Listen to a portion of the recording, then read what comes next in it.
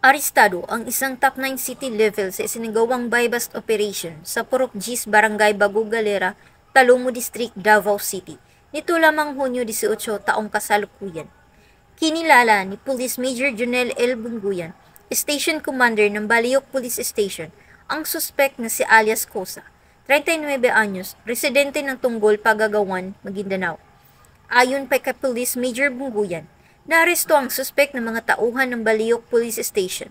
Dagdag pa ni Police Major Bunguyan, na-recover mula sa suspect ang 6 na pakete ng hinalang shabu na may bigat na 16.23 gramo at itim na bag at buy-bust money. Kasalukuyang nakakulong ngayon ang suspect sa Baliok Police Station upang dumaan sa tamang disposisyon at maharap sa kasong paglabag sa Republic Act 9165 o Comprehensive Dangerous Drugs Act of 2002.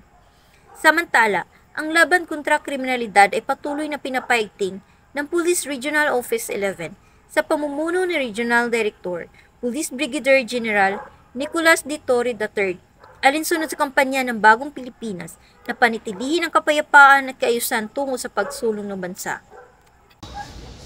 Mula dito sa Police Regional Office 11, ako ang inyong PNN correspondent, Patrolwoman John Mary Joy Ropin, alagad ng batas, tagataguyod ng balitang pulis.